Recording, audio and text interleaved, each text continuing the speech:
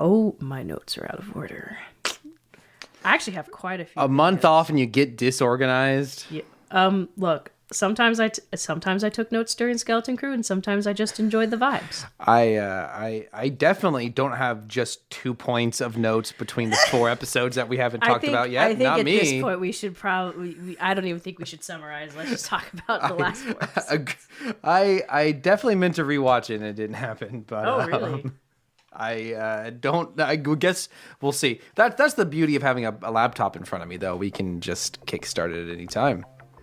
I can just type in Disney Plus and bring up Skeleton Crew. Diddy Plus? No, stop that. 2025, no topical references. 2025 is all going to be Jesus Loves You, and you have no idea what year it is, but I just said what year it is. So.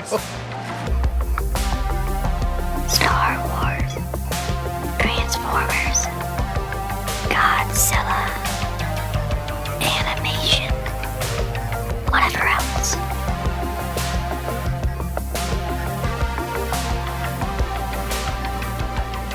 Rebels, robots, and etc. You ready to get started? You ready to get back into it? Get back in the groove? I guess. Podcast yeah. again, because it is Starformers Zillimation Night. Welcome to Rebels and Robots and etc. Season 3, Episode 71 in total. I'm Cameron. I'm Rachel. And this is our bi-weekly chat. Seems a little generous. Right now, it'd be more considered monthly with how far season 3 is going. Whenever we feel like it, whenever both Cameron and Rachel are both available and not sick. This is our bi-weekly chat about Star Wars and Transformers. And whatever else we want to talk about when we feel about it. We have not recorded yet this year because I was sick, and then Rachel was sick, and then it was Caleb's birthday. Oh, I forgot about that. I was trying to remember what we were doing last week. I was like, what? Shout out to Caleb. Why didn't we record It was a real who's who of hosts or guests that have been on the pod. Caleb, Megan, my wife. That's the whole list. So it was Caleb's birthday, and his lovely wife organized a surprise digital gathering. We played Terraria, which I had never played before. I never even touched it. I hadn't either, but I did spend the next day at work thinking, man, I could really get some mining done right now. I could be fake working right now instead of real working. That was a good time. I don't think it's going to become podcast content yet, but if they make a Terraria movie, we will cover it, or a TV show, We have perhaps. discussed video games before. Yeah. But I'm not going to be playing that again unless it's with Caleb. There have been many times I've almost pulled it up again myself, but the only time I want to play it is like at 9 p.m. I need to go to bed. That's true. I have been sacrificing some sleep recently to play Halo because We have a mutual friend that would love that. Yes, he would. Specifically because I figured out that on Steam you can easily add mods that are in Steam. You can just click one button and it downloads a mod for Halo, and what a time to be they're alive. so it really is a time to be. It is incredible. It's one of the very few good things about modern technology that I love. Throw back to that time we traveled internationally. We were in a very large building with some great acoustics, and like 20 guys tried to do the Halo theme, but they all failed. Yeah, they were not in sync. Hard. It's not that hard. And then they didn't get kicked out. They were suggested to leave. Well, because it was a church. It's been a little over a month, but we're finally back. We've got some Skeleton Crew, half the season to cover. This will probably be the greatest quantity of a new thing that we'll cover in one episode. Probably right. But I think this will be good because the show is not super recapable. I think our conversation will be better. The fact that we're just talking about the latter half of the season. Be able to talk about it knowing where it ends and that it actually ends. Because that was sometimes the hard thing with some of these shows. Like Acolyte was hard to talk about because we didn't know where it was going. Yeah, and then it went nowhere. So our conversations retroactively were kind of meandering because of the show. But now we can really, this show actually does have somewhat of an ending. And we can talk about it. It ends. There's not really a whole lot of, season 2. It goes, we're done. So we'll be talking about that, but we got a lot of news to cover, I'm sure. I've got a couple pieces, but before we start news... They don't have all that much. For 2025, for season 3, which, actually, just backtrack. See, this is our 3rd year of doing this podcast. That's we're a toddler. Wild. Look at us. We're 2 years away from kindergarten. But it's 71 episode. So we're about to the average age of death. Yeah. Oh. if you count episodes as years. But it's pretty wild that we're entering season 3. is. Like I can't believe we're here. And it's going to be an exciting year. Next week we'll be recapping 2024, and we'll have to decide whether we want to talk in that episode, look forward at 2025, which we kind of already did, but that might be its own episode. But 2025, bare minimum, Andor season 2. And a Jurassic Park movie. So there's stuff to look forward to. That's very front half of the year heavy. I don't know what the second half of the year looks like for us, but that's pretty good. I'm sure that I bet there'll be something Star Wars by the end of the year, because this time last year we did not know when Skeleton Crew was coming out. Oh, you're right. They went, "Hey, Skeleton Crew's dropping in 3 months," and we went, "What?" So we'll see. We might add some new stuff to the podcast. You just never know. But we can watch more G1. I mean, we've been a while. We've got lots of time. We've got a couple months to fill, but until Andor season 2 starts. That is not the reaction I was. You know what we could do? What's that? We'd never covered Andor season 1 on the podcast. Yes and no. We did talk about it, but we did not. I'm getting at is we could rewatch it. That's true. We could. That's something to chat about. Chat. Let us know in the chat. As always, news and quote unquote recent thoughts. I want to introduce a new concept for the news section. Season 3. I think I've been a little easy on you with some of your choices for news. I'm not going to stop you from reading anything, but I'm introducing a new title for the news section. It's called News, Woos, and Booze. I'm going to tell you, and you can do this for me. So we're starting a drinking game. Well, not that kind of booze. BOOS. As in, I'm going to rate your news as in, woo, I like it, or boo, I don't like it. I'm being censored.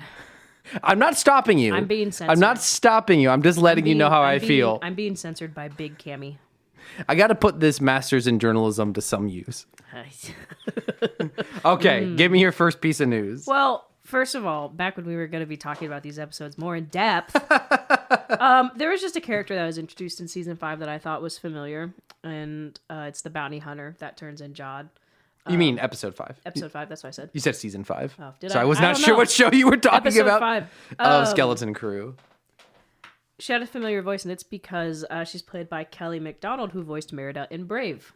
That's right. Yeah, I forgot about that. She is also, I don't know that this probably doesn't mean anything to our readers, but our listeners, but was the female lead in the movie Trainspotting, which is a movie which is Ian McGregor. I'm just not realizing. She plays Ian McGregor's girlfriend in Trainspotting, which is a movie about Scottish heroin addicts. So Peak podcast content. Peak podcast content. So that was fun. Yes. She does, and the character does have that very distinct Scottish accent. I was like, that's someone important. News from me. I haven't opened on my laptop, but not my phone yet, because I think this will have an image.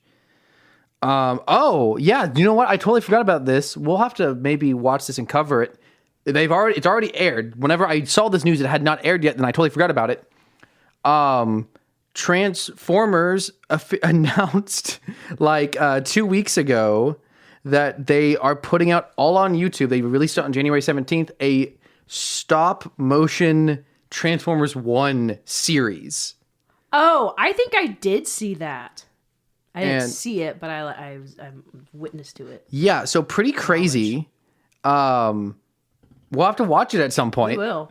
It's Cameron weird. Willingly watching Transformers content? It's just pretty crazy. Oh my God. That after I pitched a partially stop motion, it's not crazy to connect stop motion and Transformers, but it is really interesting that I pitched that last year. Some executive from Big Hasbro is listening to us. I'm just saying it's a fun What do the people coincidence. It's a fun coincidence. There's some images here if you want to see them. It's pretty much just exactly what you'd expect. It's the Transformers. It's specifically the Transformers toys done in stop motion. Hasbro, if you're listening, ship out my pre-orders. Thanks, love you. It's only But one. I mean, I'm excited at this. What I have not read is who the voice actors are. Maybe there isn't any voice acting at all here. I mean, it's just an image of toys from the movie. I'm gonna see here if it actually says who the voices are. This bi-weekly stop motion series. Oh, so that means the release. So that means it's still ongoing. Do you know what else is bi-weekly? Rebels and Robots. Wow. So this does not specify who the voice actors are, but we'll have to check that out. So this little tease. In progress, Alita 1. That's which Transformers 1. nice. Hasbro. I thought it was supposed to ship like on the 20th. Oh my gosh. Breaking news. Oh, This was supposed to ship on the 31st of this month. okay. It's the 29th right now. So, This pre-order will be available to ship on approximately November 1st. oh my 2025. gosh. I'm going to go to Reddit about this. Here's my thing. I'm pretty sure it was January. I ordered that September 21st. September 24th. They don't charge till it ships. So it's one of those things. However, if I happen to peruse the real life retail stores and see, I will cancel that. Anyways, sorry, that was very jarring for me to find out. So I was like, this is podcast related. Which pre-order is that got delayed? The Studio Series, Alita 1. Okay, it's the one you just showed me. Yes. Oh man, I'm just quickly looking at this stop motion. I'm not so sure about it. We'll see. Are they kissing? Well, it's not. At least this first one I clicked on is episode 3. It's not the fully articulate ones. It's like small ones, and I think that's meant to be some of the humor. But if that's all of them, I don't know about that. Regardless, what do you got next on your news? So there's a pirate that looked very familiar in Skeleton Crew. He's from The Mandalorian. This guy, his name is Vane. I don't know what he is. He's like the cousin species to Darth Maul. He's kind of spiky. If you look up Vane, Vane. Basically, I was like, I feel like that's the character from The Mandalorian. One of the co-creators or one of the writers said that this character Vane was supposed to die in Mandalorian, like in season 3. Okay. But they liked him enough that they let him live. Nice. And then they snatched him for Skeleton Crew, which I thought that was kind of interesting. I like it. Cameron thinks Vane is cute. Confirmed. You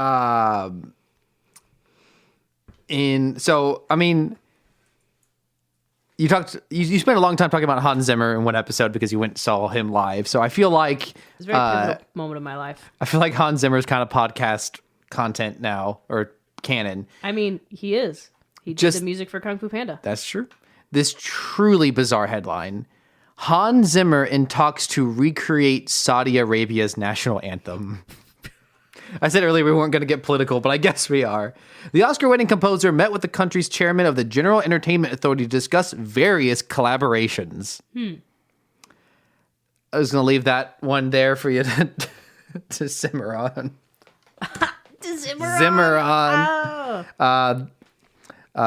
Spirit Stallion of the Zimmerman. Zimmeron of the Zimmer Hans. Cimarron. Yeah, I know.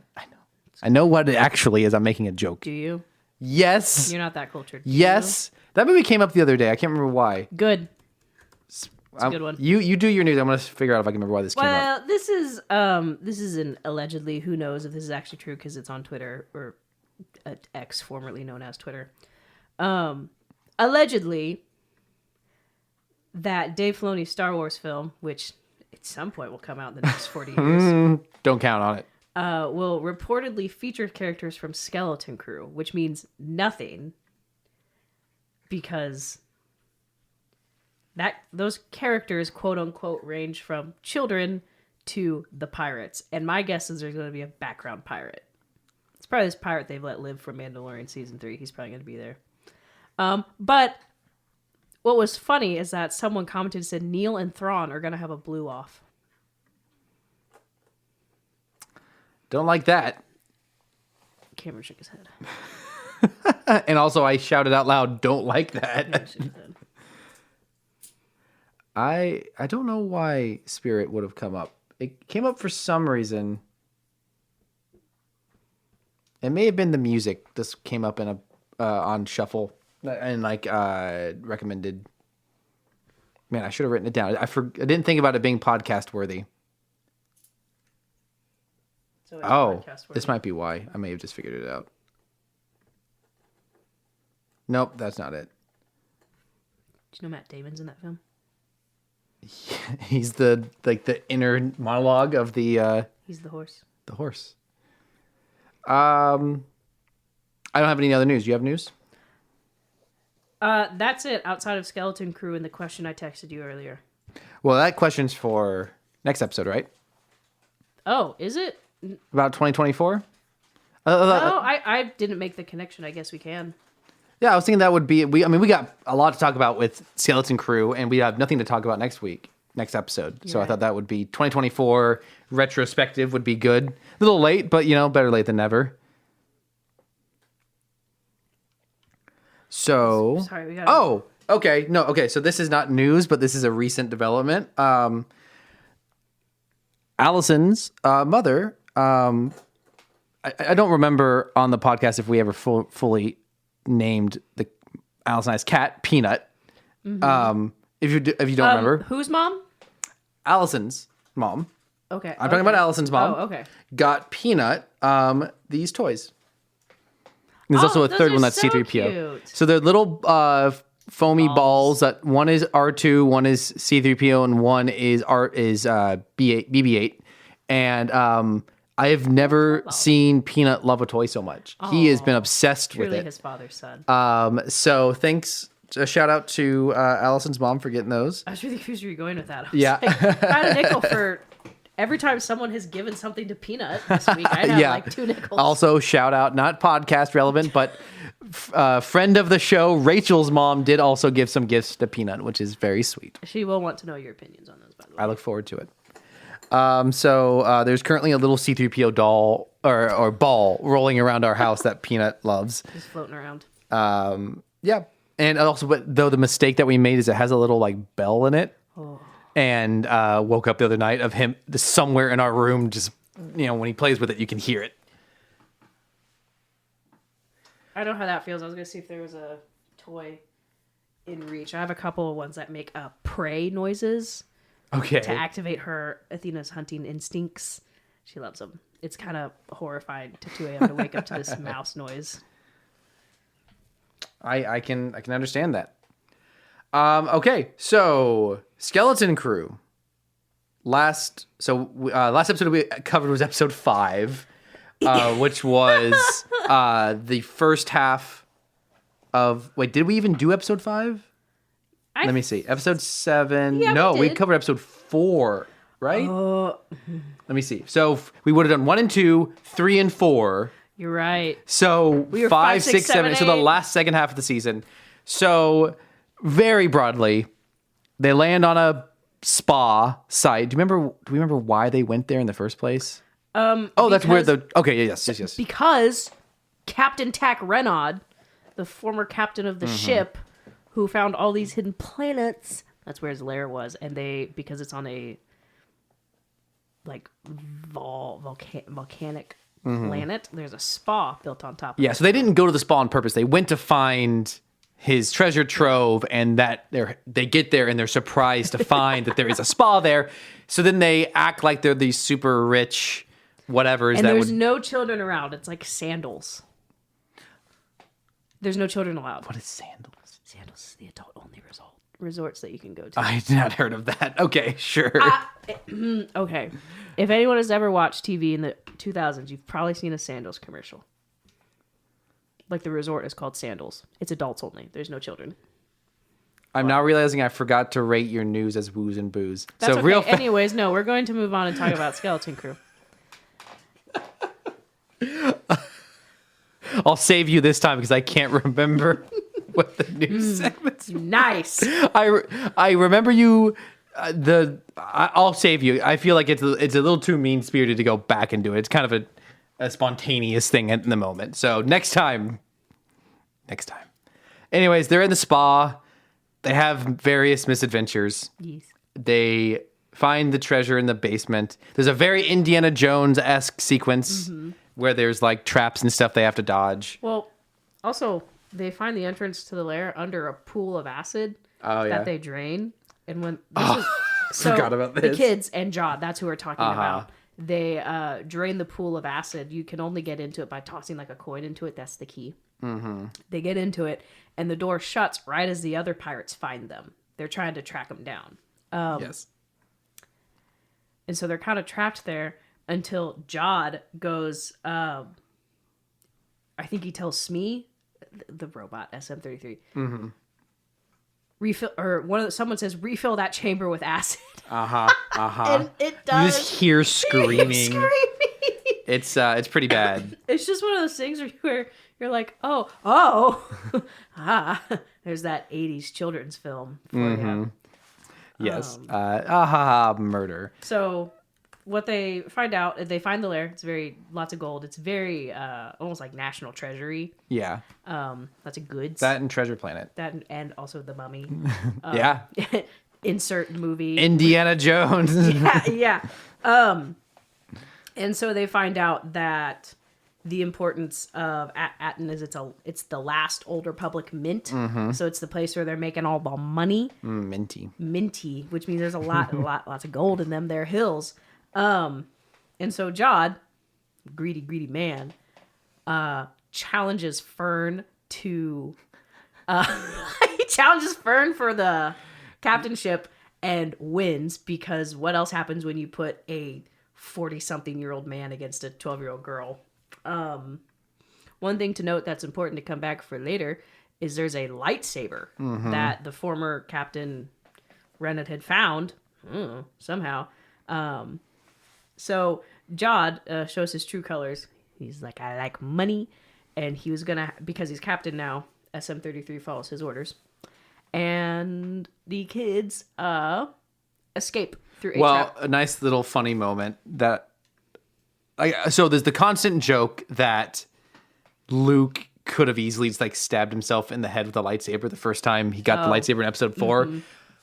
Man, I can't remember any character's names. Wim, is that the main little boy? He walks out with the lightsaber and turns it on, but it's upside down, and it scares him and makes him. But when he first walks out, he's holding it out, and the back is to his stomach. Yeah. So if he had ignited it, then it would have gone straight through. What's in new Star Wars? Everyone survives those, other than Han Solo. But anyways, He was old. and also, I think maybe that didn't even kill him. Maybe it was the fall into the infinite void. I mean, he made eye contact with Kylo Ren until he fell, and then he fell 400 feet into a planet, So that's where they literally fall through a trapdoor to escape, and that's the end of episode 5. Correct. So we get to figure out the mystery of Atten and why it's important, and it's because they got money. They're rich. Per usual, it's the money. It's not always about the money, Spider-Man. So we go to episode 6. I have no notes for episode 6. It's pretty much, this is the emotional episode, Yes. as it were, because it pretty much is just them escaping the spa, and Jod gets captured. The other pirates show up. He gets captured by the other pirates. That's all we see of him. And pretty much, oh no, he actually does have this big emboldened speech where he's like, I'm tired of there never being enough money. I can take you somewhere where there will always be enough money. It's this big, pretty much like these last 2 episodes have finally kind of had him land on either side of being a villain or not. Yeah, and he is firmly in villain territory now. He's just an asshole. And Jude Law is eating it up, and it's the best part of this chewing the show for sure. scenery. Yeah, it's kind of the emotional one. We get some nice conversations. It's really between Wim and KB? KB. Yeah, pretty much the two, a boy and a girl of the group, they each pair off to go different directions because Fern and KB pretty much have a big disagreement on the best way to escape. And it results in this crew splitting up, and they each have kind of their heart-to-heart moments. And it is, for me, this is actually the best, writing of the show. Yeah. And I'm trying to think. Yeah, they have that argument. We get a little background on why KB is the way she is. She basically wasn't it. She basically had the equivalent of a bike accident. Yeah. She wasn't wearing a helmet. Peak 80s. It's also kind of disconcerting because they have to repair one of the components. And it's in the back of her head where her headband is. It takes out the entire chunk of the back of her head, which is this finally confirms that she is fully cyborg. Yeah, there she's is her cybertronic implants are very deep embedded in her. it's she needs them to survive. It's like she got lobotomized or something. I don't know. So that's just knowledge. I can't remember there is one character that's introduced that we see that we were trying to figure out if this is a reference to one of the books. There is a pirate who with clone armor or suspiciously close clone armor. And we couldn't tell if this was a reference to one of the Padme books where there is a transgender clone named Sister. That because it was a woman or female presenting. It was just kind of like Well, and she looked very Maori, which is what the original Tamara Morrison, who played Jango Fett, is. So, like, if you were to have a female clone trooper, she would have to be Maori. She'd have to be. So Maori. this actress just looks like if Sister were still alive and was a real person, she would look like this. Yeah. So whether that is meant to be her or not, it doesn't. They haven't says. Now, Disney really loves to draw attention to minor characters who are part of the LGBTQ community. So the fact that they haven't announced that it is her means it probably isn't, but it definitely caught both of our eye. And they might retcon it if enough people point it out. They might. Also, real fast, another small detail, but what is Bosk? What species? The lizard men. Trandoshan? Yes, there's a Trandoshan in the background, and I love this show's commitment to practical effects to the point of he has no eyelids and he's not blinking. There's Trandoshan in the background. It's just very funny once you notice him, his big yellow eyes. It's great. Anyways. I've seen things. So, but KB's performance, to take a step back, as she's like powering down and kind of like being, I do feel, even though what I said previously is I felt like the electronics were kind of this like barrier for her, that she kind of behaved more mechanically. And I still kind of stand by that of, even though she is literally mechanical, it's not this like, it's not purely an aesthetic choice for her. You finally see her behave very emotional. Like you can tell she's been holding a lot of things upset. Pent up. She misses her mom. It is a fun, and the connection that Wim and KB have in this scene is for me, when I think about this show a month out, is the thing that I think about when it comes to this show. It's really cool. When the kids are together, they have a lot of good chemistry. Well, see, I feel like up to this point they often didn't. Like I often felt like they really needed like an adult around to like feed off, like a mature, established actor for them to kind of feed off of. That oftentimes when it was just the kids, it kind of felt like amateur hour to me. But this, I think, we haven't talked about who directed this episode. I was gonna say, yeah. I'm totally blanking on her name, Bryce though. Dallas Howard. Bryce Dallas Howard, who at this point is kind of a veteran of Disney Star Wars. And I think she's brings a lot of emotional intelligence. Also, Jurassic World. That's true. That's true. And I think she seemingly knows how to work because she herself was a child star. She's the child of one of the most famous child stars. Her dad, who I'm totally blanking on as well, Ron Howard, famous child star for being in the Andy Griffith Show way back in the day. So she's been in Hollywood her whole life. And her father's been in Hollywood his whole life. So I think she probably just logically knows how to work with kids and knows how to bring... I think she understands that the blocking is very simple, especially in the scene with KB and Wim. It's just them crouched down, talking straight to each other. And I think this episode has so little in it. I think that allowed them to spend a lot of time probably rehearsing this and doing it until they got it right. And I think the hard work they put on this episode really shines through. So Fern and Neil go and get the ship because Jod was taken to the main pirate ship. And so they're rescued. The Onyx Cinder, the ship, gets a new look because is the first or second episode, SM-33 tells the kids not to press a certain button because it's going to explode everything. What it does is... the ship had a disguise. Interesting. We'll get to it. We'll get to it later because we see that come in the next episode. But it goes from this piece of rusted crap to a very sleek ship. Yes. And so they leave, and that's where they just kind of the end of episode 6. Yeah, I look forward to discussing that a little more because I did not interpret that as a disguise, but I think you're probably right. Or something has happened to make it look different. Yeah. That's a visually excellent sequence of the ship shedding its outer shell and becoming this shiny Naboo-looking ship. Well, and one thing that I wanted to check, and I just never did because I forgot about it, was I think as the ship changes, the logo changes. From rusted so at the to beginning of the shiny. show the when it beginning says Skeleton Crew. is rusted. Yeah, I think you're right, because at the beginning of this episode, I'm going to go back. It looks, I had it up for a second. Does it not show? Is it into a little bit into the episode when it shows up? The logo. Or is it first? Oh, there it is. Sometimes Okay. I feel it's hard to tell. Here it is. It's pretty shiny at the beginning of this episode. Okay. I mean, that would be very clever if they did do that. I'm going to go back to the first episode and see. Because it would reflect the status of the ship going from rusty and old outside to this shiny, new, renewed inside. It's so interesting. I've totally forgotten about the fact that the show started with Jod having that helmet and voice changer. What an interesting choice.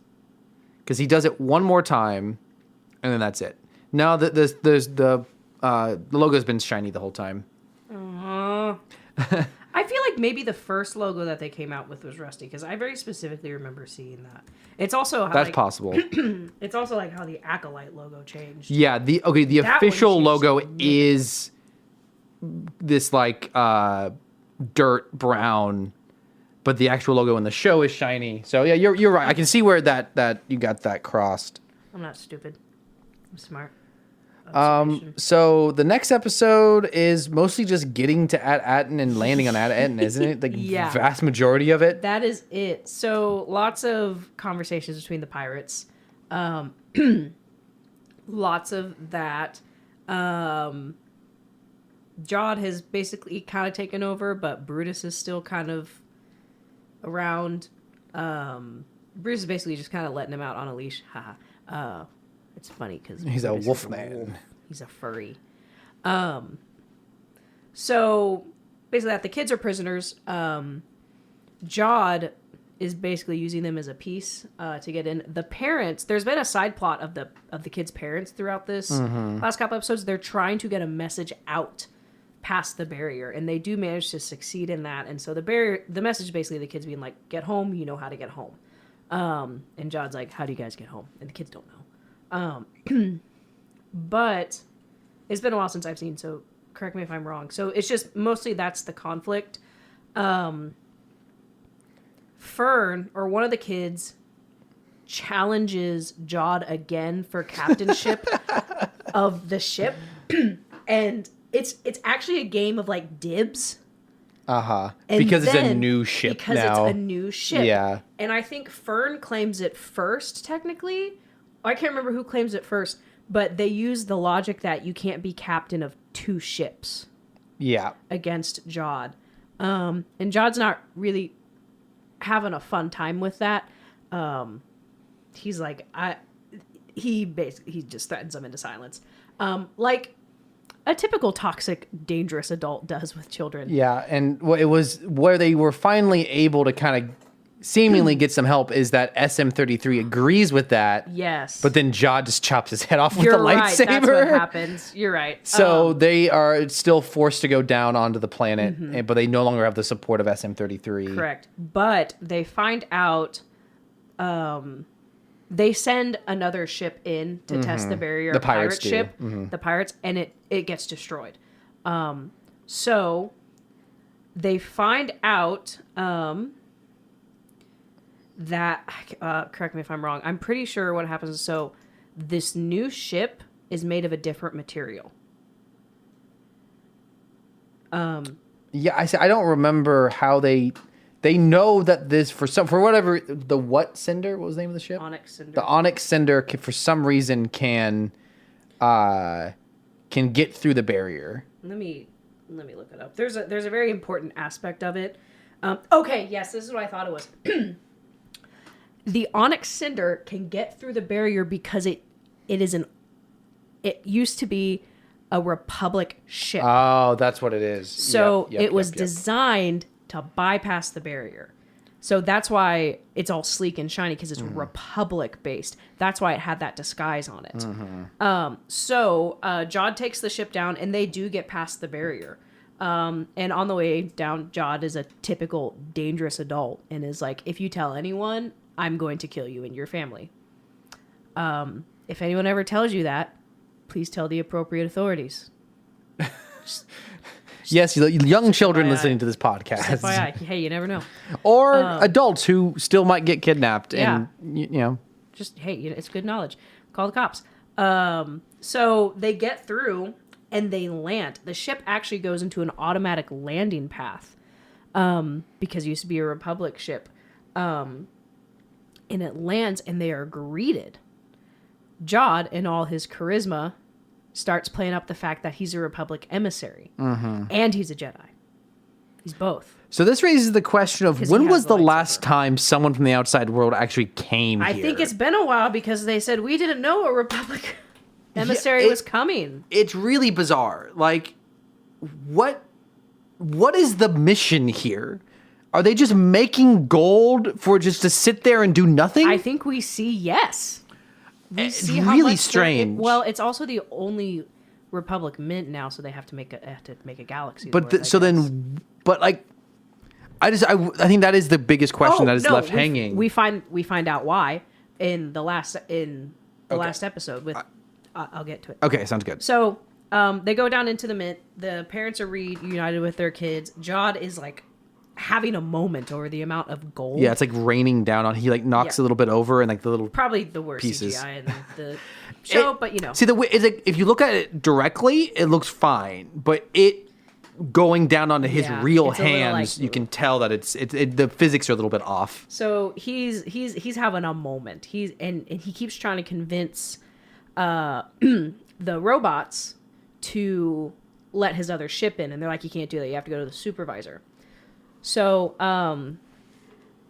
the kids are reunited, but he tells the robots to watch the kids and supervise them and report on their behavior back to them because they're troublemakers. And the robots are like, yeah, sure, it's fine.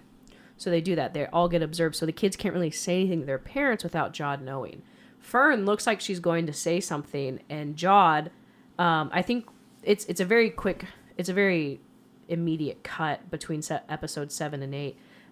That's really actually kind of how it ends, is in the mint. That's really kind of it for episode 7. Yeah, fun little Easter egg.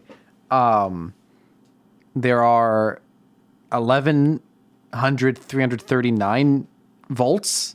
Oh, and yes. The famous THX 1138 was George Yes. Lucas's original film he made before Star Wars. So that's where it ends. And episode 8 starts with Jod being like, I really need my second ship. And they're like, let's go talk to the supervisor. So Fern, the most kind of rebellious of the four, looks like she's going to say something. So Jod goes, why don't you accompany me? And her mom was like, Of course, this is a great opportunity for your resume. to meet the supervisor at such a young age. And so they go, and they get to the supervisor's tower, and you walk in, and it's rows of computers in a circular area, and it's dusty. No one has been up there in years. There are monitors where like humans or aliens can sit at, and it's revealed that the supervisor is a robot. He's a big old sphere with more an eye. like a computer. A computer, basically. And so he talks, and Jod starts talking and says, I need you to open up the barrier to get my ship. And he starts talking about he's a Republic emissary. And the supervisor's like, we haven't had an emissary in a long time. And what happens is he goes, well, I'm also a Jedi. And the supervisor goes, the last information we got from the Republic was that the Jedi are traitors. So they've been operating, as you said, it didn't occur to me. They've been operating in the dark pretty much since Order 66. Order 66, because the Empire probably didn't know about them, because they've been making Old Republic mint. They probably would have mentioned if they've been making Empire mint. Yeah. So, supervisor's like, you're actually a bad guy. And before he was going to send out a distress signal, I think, or something. And before he can, Jod just stabs the supervisor and destroys it. And the whole power system goes down. Barrier's gone. All the lights are off. All the little automated stuff, gone. So, probably not the best city planning. If you have one power source, one... Yeah. An exposable... Like, if you've ever played a video game in your life, you know the big eye is what you need to shoot at. You needed, like... Imagine how many surge protectors are in that room. So, it's bad. And I think this is when... I don't know if Fern says something to her mom, but her mom's starting to realize Jod is a bad guy. Jod's not a good guy. When the power goes down, the robots are also down, so the other kids are able to tell their parents what's going on. Or maybe not their other parents, but Wim's dad. They're going to tell Wim's dad, and Wim's like, well, I'm going to help. Like, actually being useful 8 episodes in. Somewhat. Character growth from useless to only mostly useless. Yeah. So, in typical... Sorry, I'm just yapping. No, so I wanted to quickly circle back to the question of what the heck is going on that Atten. I don't think it's stated explicitly, which might be that that's a season 2 thing, or that it's an implication. Yeah. If it's implication, I think the implication is Atten has been run by a computer this whole time. Mm-hmm. And the computer says in talking to Jod that the outside world is a chaotic place. Yeah. I think that this computer saw at however long it's been, decades, hundreds of years, thousands of years. We really, I'm not sure. It saw the other mints go down through whatever caused that, which we don't know. Probably connected. Yeah, and they may have been invaded by pirates. It may have been the fall of the Old Republic. We really do not know yet. I don't know if that's deeper lore somewhere. Whatever caused the other at somethings to fall caused the supervisor AI of Atten to pretty much just go into isolation mode. Like, we're the last one. Is this an anti-AI message? It's very timely. I think that's the conclusion. It's not that it's an evil AI. It is it's overly cautious. But it's just so bizarre to me that, like, how long has it been that it's been forgotten about? Well, is it actually... Because, like, at what point does it, like, a computer is maintaining the entirety of this planet for the sole purpose of being a mint. Yeah. But the outside world is not contacting it at all. So what is the point of being a mint that the money is not ever being sent out? I'm quite confused on that. I mean, I don't know. I think credits have changed, so maybe it's possible because it's Old Republic. Yeah. That is old. I'm fairly certain in this Disney timeline, it's at least a couple thousand years. Yeah. So if they've been doing this the whole time, I mean, thousands of years potentially, as the Republic and the Empire, and then the Republic and the Empire constantly go back and forth into power. I mean, it's possible things just slip through the cracks, especially if it got to a point where there's only like 6, I think. If it was a supercomputer, that just probably a very human thing would be to reach out. Yeah. Call. Yeah. It feels like if America totally changed and everyone just forgot about Fort Knox. How does that happen? I do forget about Fort Knox. And there's people living in Fort Knox who are just waiting for someone to come and get the gold. Like, why would you wait? Like, what is the point of sticking around? Protocol. Unless there's 2 answers. One, there's a piece of information we don't have yet. Whether there's a deeper purpose potentially. Like, there's more to Atten than just the mint that we don't know about yet. I wonder if it's also just flawed technology. It's protocol. Yeah, it's possible that the computer just doesn't sense the passage of time. I've seen people compare it to like the robot from Portal. Yeah, Gladys. Yeah. That's pretty good. I think this, being a computer and not an old computer, because this computer has to be so old. That maybe explain it. Is it's such an old AI that it's very imperfect. It's a Windows XP. And It's the Windows 95 of AI in Star Wars. It just simply doesn't. It has one switch. It's like the on or off switch for the security of like stay in isolation until we come tell you. But it's still receiving recent messages. It's still like Order 66, yes, was like 30 years ago at this point. But that's fairly recent in the context of thousands of years. Like it's still receiving transmissions from the outside world. So I'm just really confused as to what is the exact situation of At-Atten. Maybe it's just kind of like, you know how you... I always order if it's just absorbs information and it doesn't send anything out for protection reasons. Like we've all got that friend that reads messages and doesn't respond. Like, okay, so here's a possible explanation is that in order that so the other mint planets were going down for whatever reason, someone like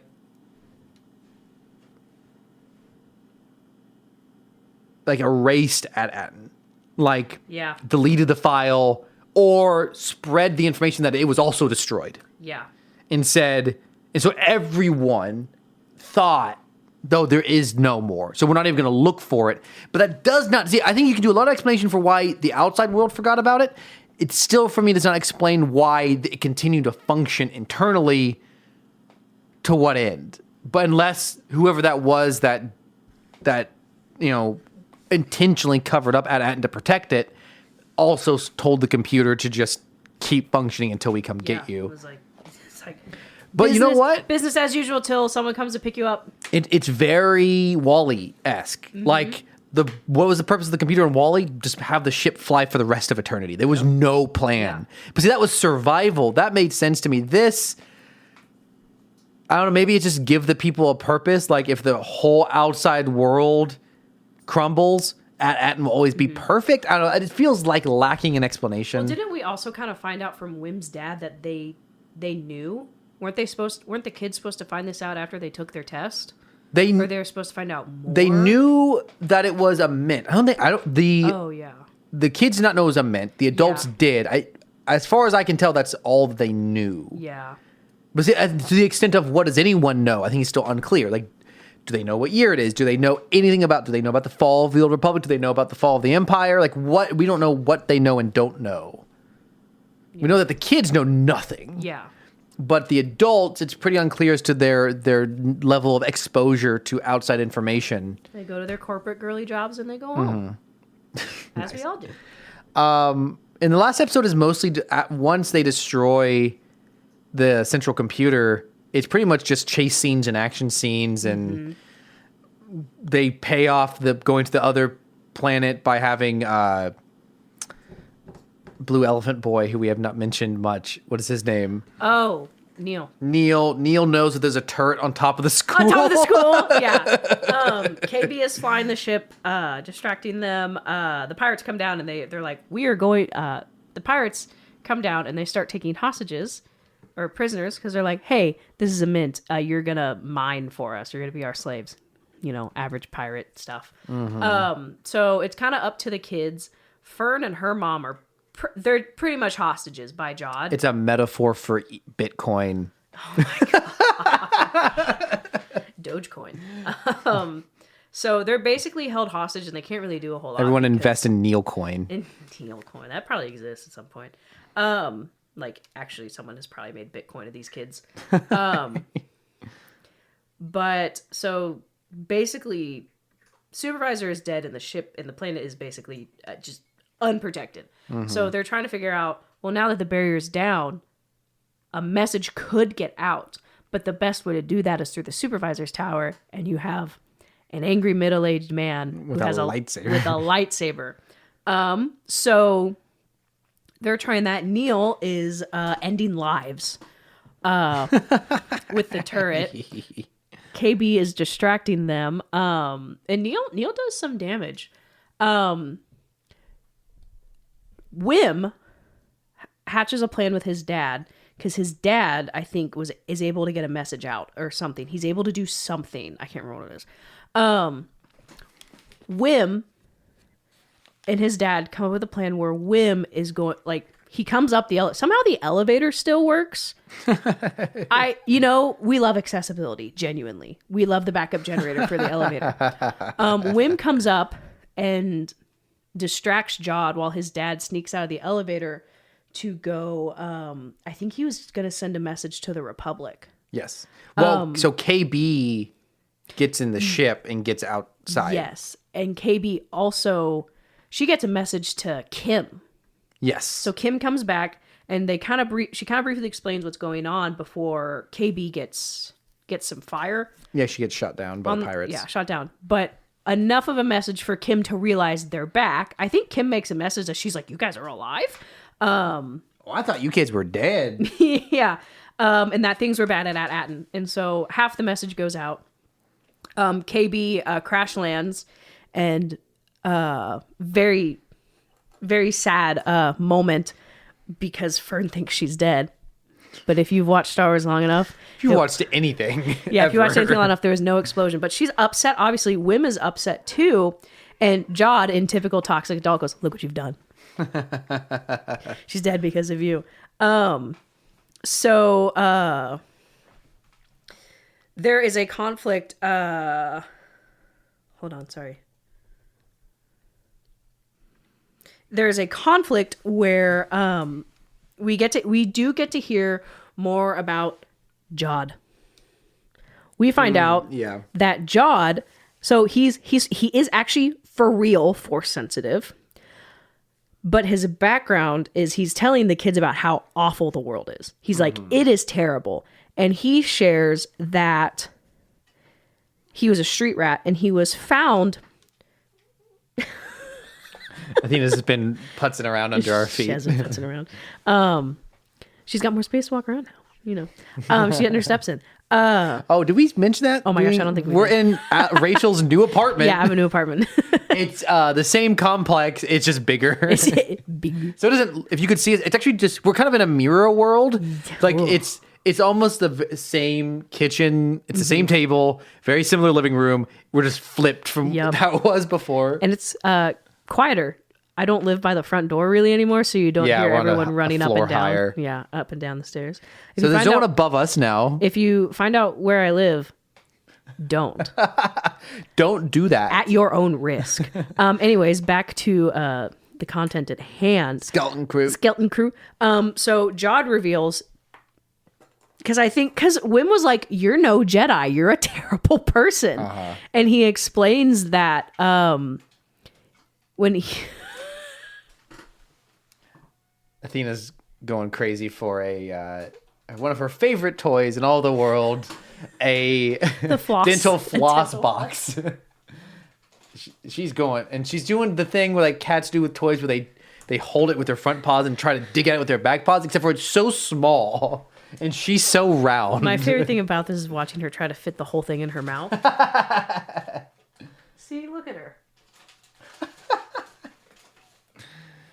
Anyways, back to the content at hand, Skeleton Crew. That's one of her prey toys. Oh, that tweeting is not real. That is a toy. That's artificial. That is not post-production sound effects for any random reason. She's making her editing job harder. Okay, just off. I have the show kind of just running as we're recapping it, and I look up. And what happens is Wim's dad punches Jod and he drops the lightsaber. Oh, yeah. But what it looked like immediately is that Wim's dad punched him with the threw the lightsaber at him is what it looked like. Yeah. So which is a great use of a lightsaber, just to throw the handle at someone. Anyways. So Jod reveals that the world sucks and things are bad, and that because Wim was like, you're no Jedi. Sorry, that's my impression of a crying child. Like, he's upset. He's like, you're no Jedi. They've kind of been through something fairly traumatic. I would say so. And so Jod, we get a quick, and I actually have some information about this. We get a quick little, there's no flashback, which I appreciate. But Jod explains that as a child, he's like, I was a little street rat. I think that's what he says, or something like that. He was found by a Jedi. And he said that she taught him everything he knew, which isn't a lot, but he mentions before they hunted her down and like slaughtered her in front of him. Yeah. Which implies a Jedi post Order 66 found him, taught him some stuff, and then was murked by the Inquisitors in front of him. And I'm guessing he was probably at no threat, that they just left him alive. Yeah, that's kind of the bizarre thing, is that he was able to... Unless he hid. Yeah, I mean, what do we know is true? He's alive and not working for the Empire. Though, we don't know that. I mean, we have no idea what he was doing for the entirety of the Empire, but he got out and probably was not an Inquisitor. Well, we do see that he's not an expert in the Force. From when we first see him move the key, it's very, very wobbly. It's not very confident, but he can do it enough. So I thought that was kind of interesting. You know, I was like, It's enough information to flesh him out, but not so much to kind of feel awkward and exposition-y. I prefer it. I prefer that background other than him, because the conversation was like, is he actually a Jedi? He's not. Yeah. He picked up some tips and tricks and they helped him be a thief. I prefer that much more than an actual bona fide Jedi. Sure. Going into a piracy. Not saying Jedis can't turn bad. Obviously, we saw that with Anakin. But so we see that. Wim's dad, I think, manages to get a message out, but it turns on like the monitor, and it alerts Jod to that someone is there, and so a struggle ensues where they have to pull a lever to get it out. Yep. Well, the lever will deactivate the barrier. Oh, entirely. You're right. The barrier. Wasn't the pirate ship able to get through at this point? Yeah, but they want to deactivate the barrier to let in the X-Wings. Yes, that's what it is. They're trying to deactivate for more help. You're right. That's my bad. So there is a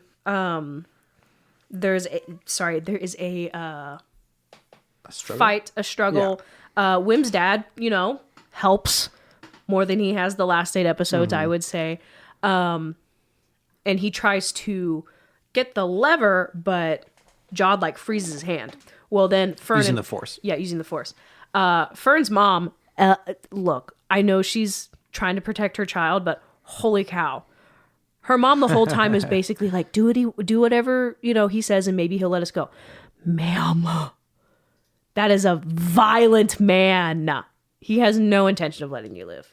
Well, maybe if you mind for him, but so they all kind of pile on to try to help. Well, pretty much what it is the two kids go for the lightsaber. Yeah, oh yeah. And they grab the lightsaber. Jod is trying to use the Force to pull the lightsaber from them. He's also simultaneously physically restraining Wim's dad. He's almost pulling his... You start to hear his fingers kind of coming back, which is... my fingers pop. And it's at this point that... her mom finally gets involved. And... Is she the one that...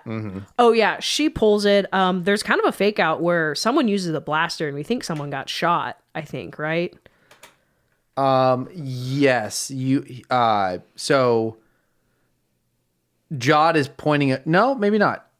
Because he's pointing his pistol at the kids and Wim activates the lightsaber, and for whatever reason, Jod just throws the pistol down. Yeah. I'm not sure why. I don't know. Why does Jod do the things he does? So the barrier going down allows the TIE fighters and B-Wings to show up.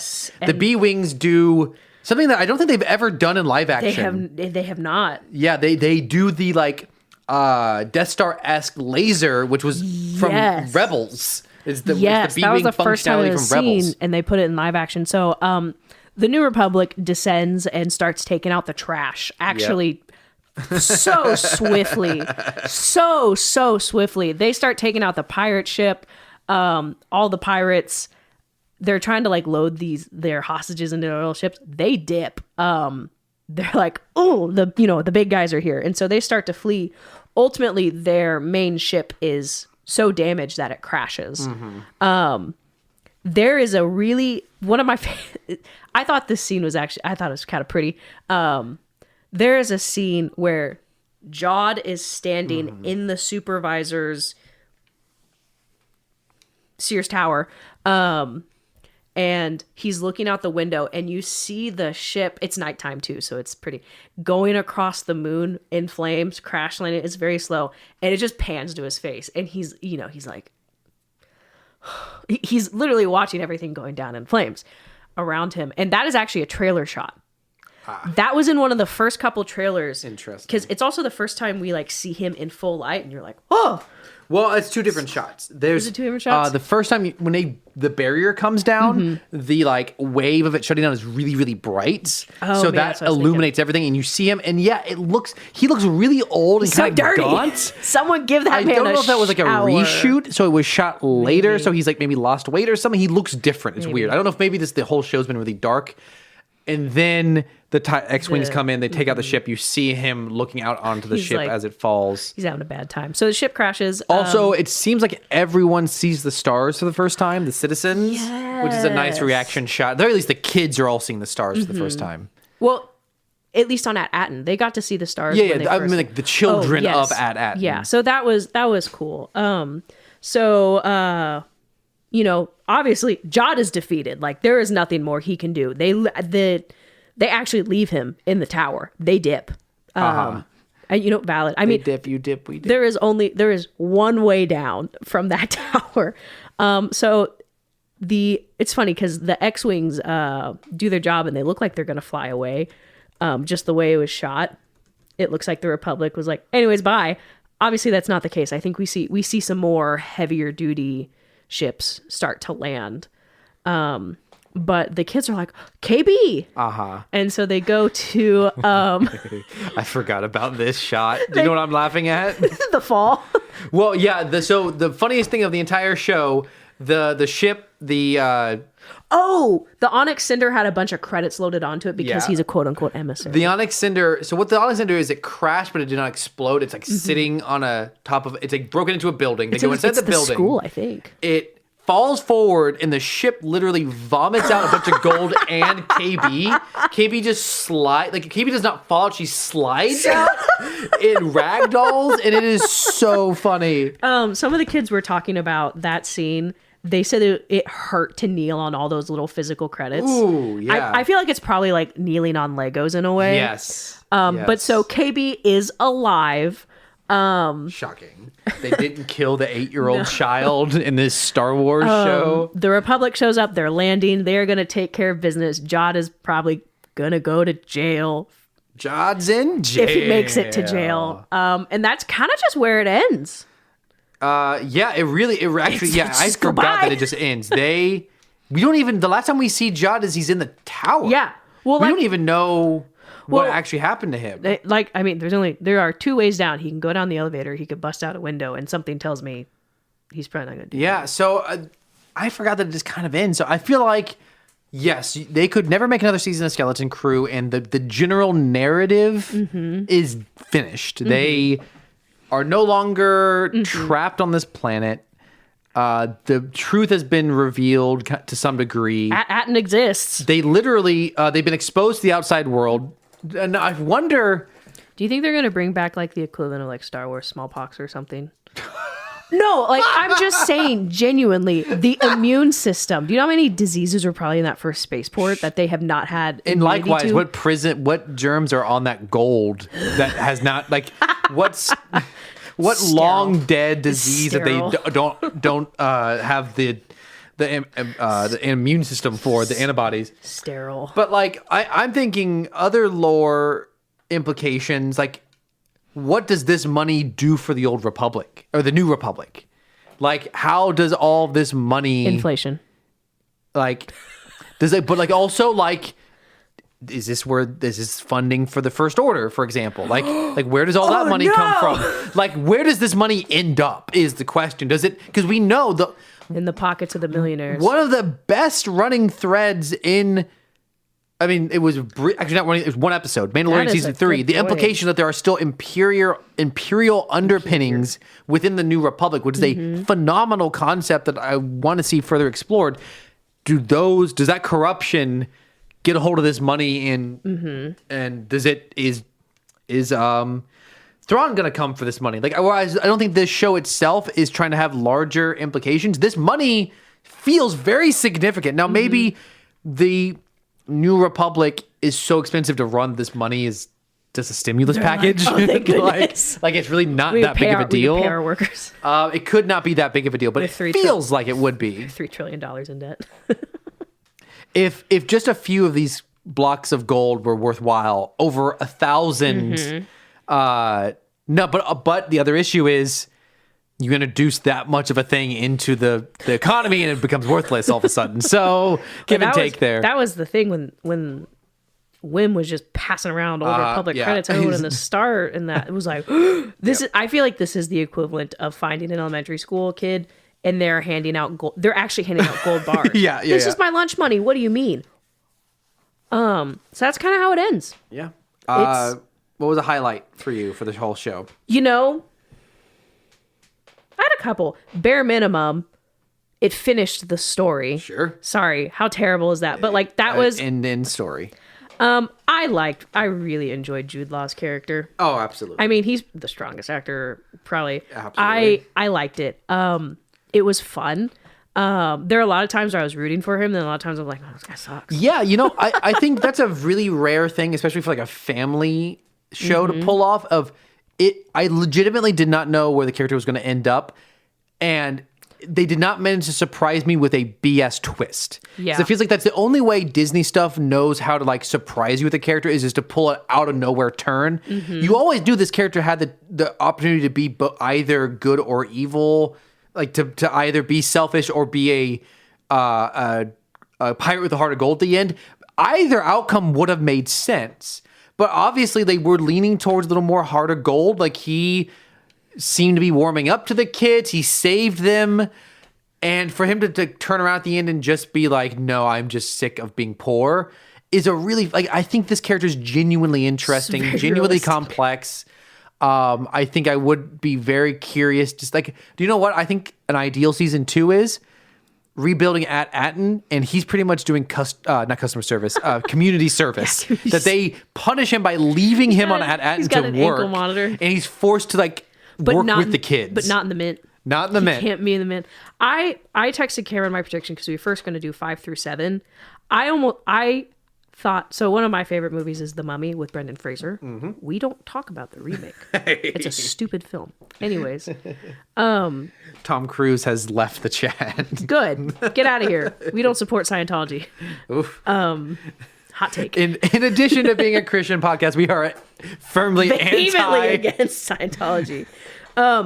But no, it's all right, Tom Cruise. Your weird alien religion, definitely true. Definitely not a scam. Definitely not totally made up by a science fiction author. In the guns to it. You know, people tried to supposedly people tried to convince George Lucas to do the same thing. People told him you could be so rich if you just turn this into a religion. Well, I could just sell to Disney 4 times. That's too much work. I just want to play with my computer. The midichlorians. Or I could invent Jar Jar Binks. George Lucas, do you know how much money you can make this into religion? Have you seen what 3D CGI can do now? Okay, back to the topic. So I forgot what we talking about. Oh, the highlights for me. Jude Law. I haven't bought any of the figures yet because we're being smart with my finances. I said we, as in me, unlike someone who lives with me. I would like to collect them at some point. Here's the thing. I bought this fancy new shelf to house all my Star Wars figures. I'm out of room. It's that's anyways, that's no fun. But anyways, I enjoyed it. To me it felt like an easy watch. And I think that was kind of the highlight for me. It had its high stakes, but my mom texted me and she said, do I need to watch anything else to watch Skeleton Tree? I'm like, no, you do not have to watch anything else. You don't have to watch 2 shows beforehand. You don't have to watch the movie. If it ties in, then it ties in. This is an easy standalone story. Yeah, I think it just helps to know that it's it's after episode 6. It is the thing that they never explicitly say. So if you had only ever seen the original trilogy and you watch this, you might be confused as to timeline. Like if you had seen like, let's say all the movies, you might be confused. Like, when does this take place? Or you might go, what is the New Republic? Yeah. Like, but so I am forgetting what the like text at the beginning of the first episode even said. Yeah, pretty popular. But I enjoyed the fact that I think I could sit down and not have to. To me, it was just an easy watch, and I like shows like that. I mean, were there some weak points? Sure. Do I think it's like my highest. No, but I'm not saying it's low by any means. It was just a show that I enjoyed sitting down to watch. I liked the new faces. Like It is nice to have new characters that are also distinct. Yes. So I feel like oftentimes, like any sort of new entry in a long-running franchise can struggle to introduce new characters that are also interesting or don't just feel like retreads of old characters. I think generally they did a good job on that, yeah. And now Jude Law is a big actor. Yes. But he's been in so many things that he's not really typecast. Sure. Well, actually, he is kind of now typecast as sexy older man. Well, that's just who he is. That's just who he is. He's a sexy older man. How do you expect him to not be that? That's You just who can't he is. turn that But off. It's like, as I'm watching this, for example, I went, Jude Law, this is John. I didn't go, oh, this is Dumbledore. from the Fantastic Beasts trilogy, which hopefully we don't have to cover, or else we're going to have like 10-minute episodes out there of how much we didn't really care for it. So just to quickly go back, the first episode did start by saying it is after the fall of the Empire. Okay. The New Republic is maintaining order, but there is still piracy. That's all it says. So it does tell you. Now, obviously, that doesn't tell you. This takes place after Star Wars Episode 6, Return of the Jedi. It doesn't tell you that. But like, if you know enough about Star Wars, it does give you, the era. You can go, after the Empire is gone. Okay. So, yeah. What did you enjoy about it? Yeah, I mean, Jude Law, I knew going in Jude Law would be a highlight, and he actually did. He can sometimes just be sexy man. I think the best time, he's at his best when he's not the lead character, and he's allowed to be more of like a character actor, but have more fun. I think the writing, he takes the writing, which I think is really quite good, and runs with it. He really sells the character's passion. He sells how slimy he is. He sells... Because he's such a liar, and you're meeting all these people who once trusted him. You believe that people trust him, and then immediately stop trusting him. He's that kind of character. Though, I mean, I'm always for the droids, and Smee is so good. Did he come back by the end? He is. He's carrying his own head. Oh, so you're he right. is. He is kind of lacking in the latter half of the season. He's very front heavy. I really would have liked more. Because he helps KB fly, doesn't he? Or no? No, KB flies the You're right. ship on her own, I think. You're right. But Smee is in addition to all the great droids, he just, at this point, it's not even like, I think when Force Awakens came out, the question was, is BB-8 going to be as good as R2 and C-3PO? Because I was thinking about this the other day, because of the toys that we have for Peanut. I was like, okay, it's C-3PO, R2, and BB-8. It's interesting that there's not new main droids in the prequels. Chopper. The prequels. I know, I'm just saying there's no Chopper Yeah, in there either. like, it's funny that they just reused C-3PO and R2-D2. So it was not until, like, really, it was a big deal in episode 7. We're like, okay, we have a new droid. And I think everyone, including myself, super skeptical. Like, there's no way this droid can be as good as R2 and C-3PO. And everyone loves BB-8. And I think... They nerfed him in episode 9. That's true, yeah. But, like, every time they introduce a new droid, I'm always skeptical. Like, episode 9, bad movie, I love Dio. Dio is just smaller BB-8 with insecurities, and I love him. K2SO, Chopper, L3 in Solo. I love every new droid they introduce. BD-1 in the Survivor series, in the games. Yeah. He's a cute. He's so cute. Is it Emo? The droid in Andor? Who has a stutter? B2 Emo. B2 Emo, that's what it is. Great. All of them. So it's really, at this point, it's not like... There are no bad droids. Like, it's kind of hard. Sometimes you see characters like, oh, they're no Luke Skywalker. Oh, they're no Kylo Ren. They're no Obi-Wan. Droid is like, great, another great droid. Right. It's just like, just keep Let's knocking out of the go. park. So SM-33, amazing. Nick Frost knocks it out of the park with the voice acting. The animation's great. The design's great. Friend. The other thing I would say, the pirate theme, nailed that. We forgot to say, Brutus dies. I don't... The kids, the kids, Someone operates the ship and grabs Brutus with the loading hand, and Jod shoots him and takes over. Oh, wow. I Sorry, forgot about we were... nothing happens in episode 7. We didn't say that, but... yeah, that's crazy. I meant to bring it up, and then it just snuck past me. So, yeah, the pirate / 80s theme, nailed it. I think technically the show is executed phenomenally. It's just like whereas shows like the Acolyte kind of feel like they don't exactly know what they want to be, and or there's too many things they want to be, and they're trying to do all of it. Or like season 3 of The Mandalorian, where like different episodes have wildly different tones, are going for totally different things, and I enjoy that to some extent, but like as a cohesive season, I think this show constantly felt like it was achieving what it wanted to achieve. I think narratively, its aspirations were pretty humble. So it doesn't necessarily like narratively, it doesn't really grab me. I think when they tried to reach high, like the conversation between Women KB, I think it was able to reach those points. I do think it would be a bummer to not get more, because I do think that it feels like Jod's story is not over, because if that's the end of him, if he just goes to jail, that's a very piratey ending. But like, what is this similar to? Treasure Planet.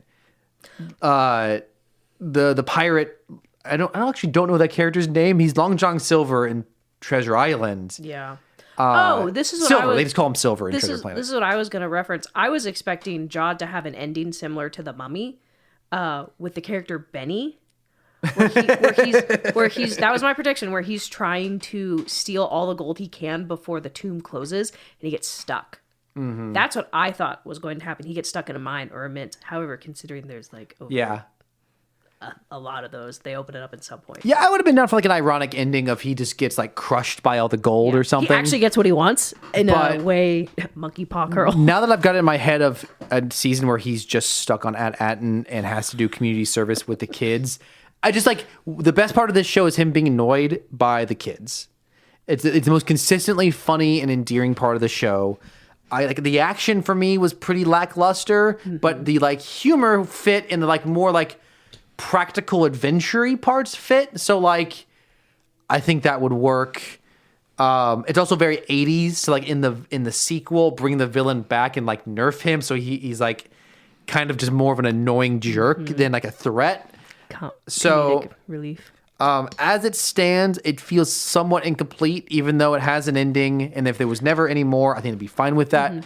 But I think this show, what I'm saying is, in a lot of cases, it could be enhanced by there being more good with the characters. Now, obviously, if they screw up a season 2, that would be unfortunate. But now, something did come out after the finale of a alleged cut scene, posted by Yasmin Al-Masri. She said that she played a Jedi for one scene in Skeleton Crew. And I think the assumption is that this was going to be a flashback scene for Jod. But the pictures she posted are interesting. I took a screenshot of someone else's response because I agreed. She said the scene was unfortunately cut. It wasn't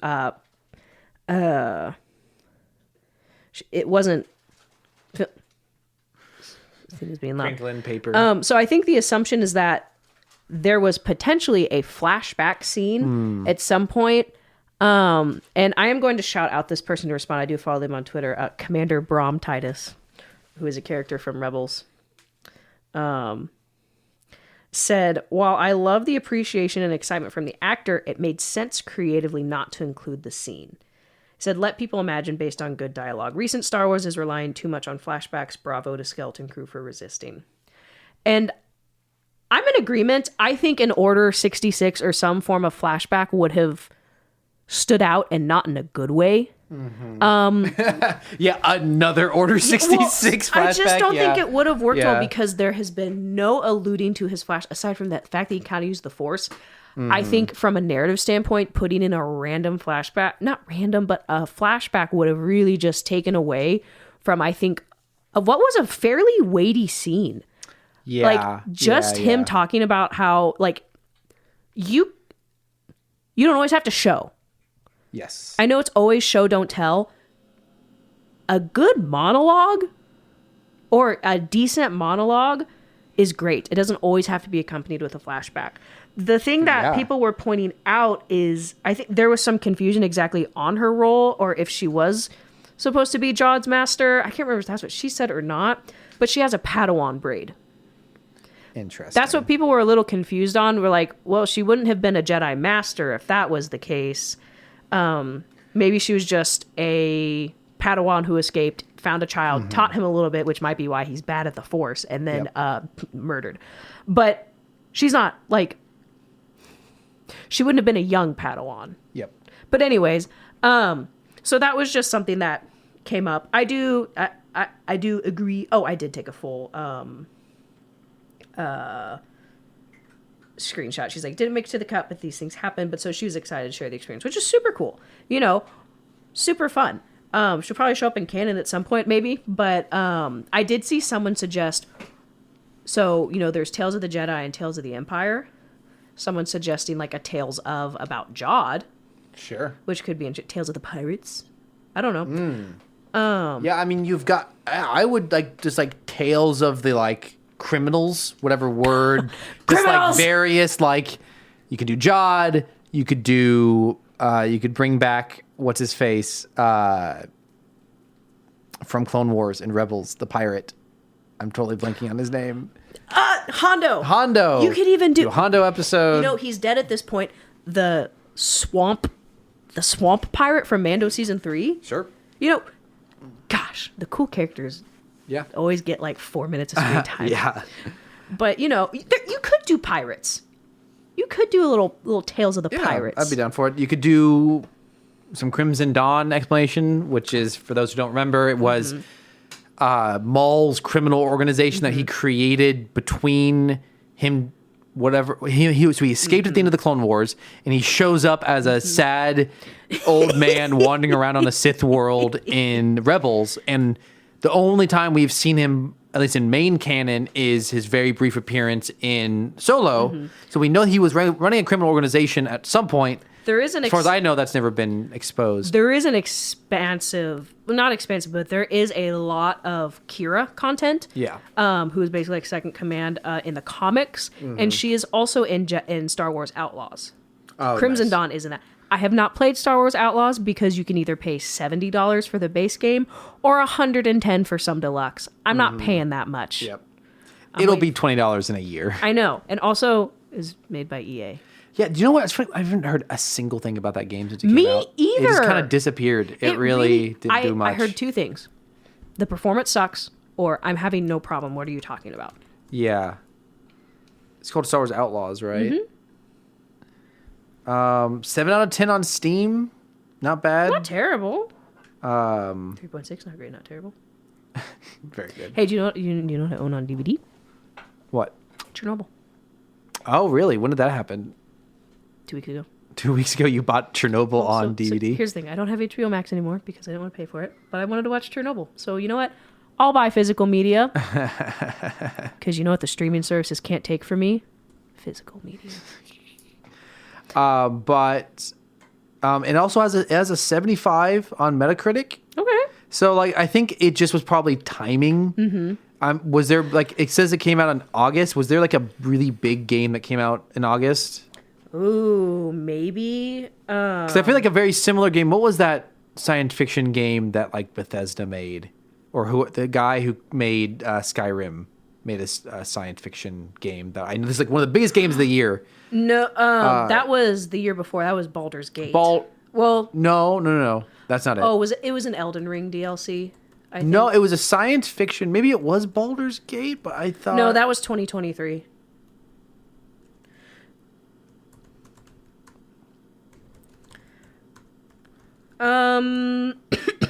Cat Quest 3 came out? Whatever that means. Maybe it was Baldur's Gate, and that's why I just got it mixed up. Madden NFL 25. No, Baldur's Gate is not science fiction. It is fantasy.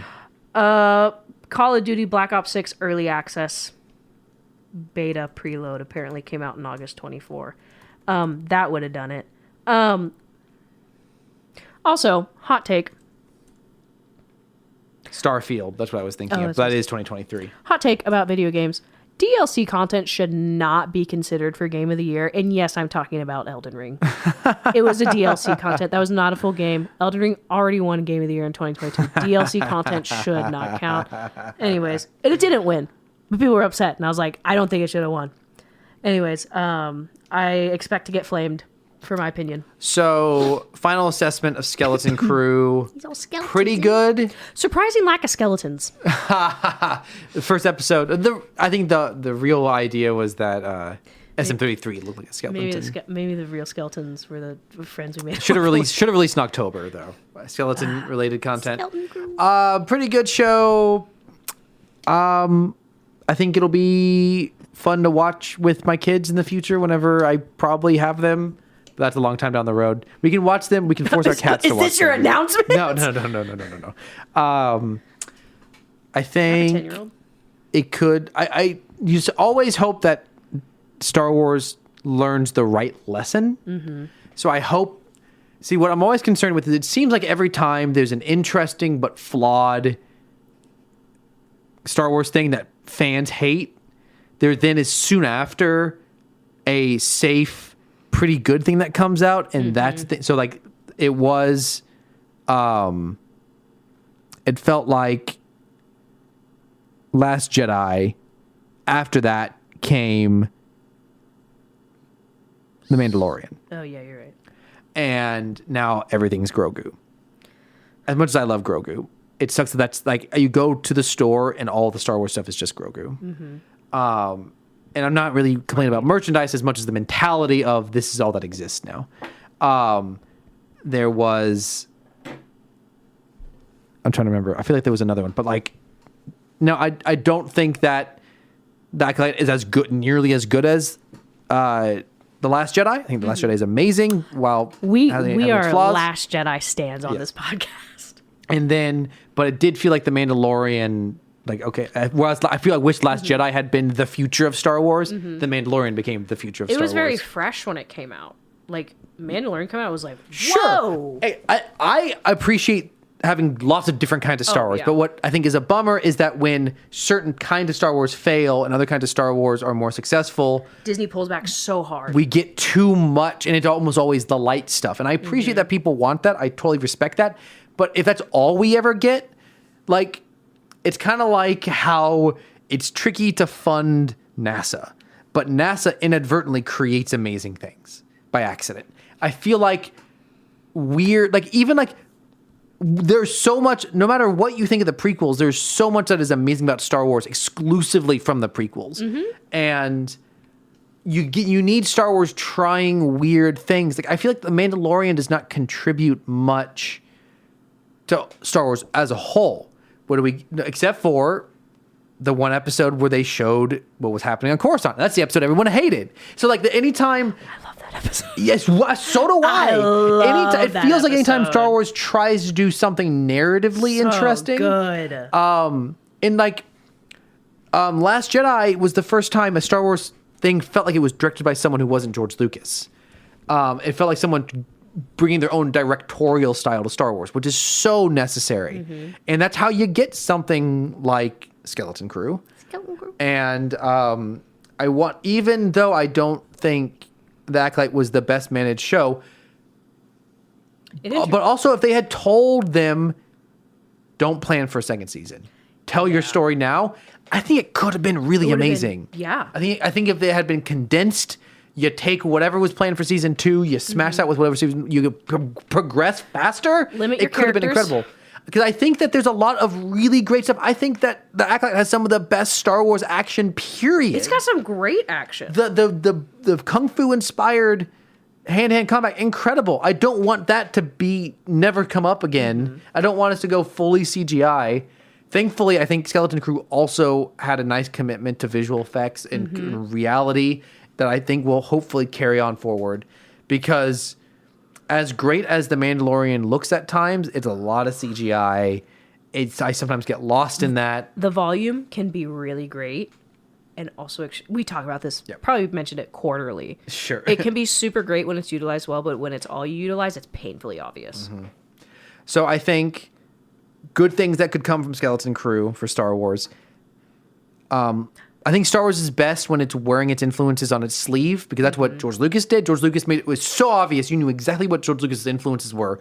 Star Wars should not be influenced by Star Wars. Star Wars should be influenced by whatever the creator loved growing up, which can be partially Star Wars, but it needs to be other stuff as well. Yeah.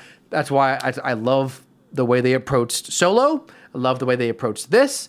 I think Acolyte did that as well. I think that allow the creative team to pull inspiration from other genres, other areas. That's what keeps Star Wars fresh, I think. Still keep it Star Wars. Don't get too far from what Star Wars is, but It's a whole bring in wide galaxy. Yes, that's so true. It's a wide galaxy. And I think that we can have, but not everything needs to be 80s though, because that's where Star Wars started, and I appreciate that. But not everything needs to be that. I think because that's like prequel era is decidedly not 80s. There's nothing 80s about the prequel era at all. So I think if you're gonna do anything in different, I think that's almost the issue with. I really enjoy generally the new trilogy. It doesn't have its own feeling quite. It doesn't really feel like. I watched a great video once that explained the prequels.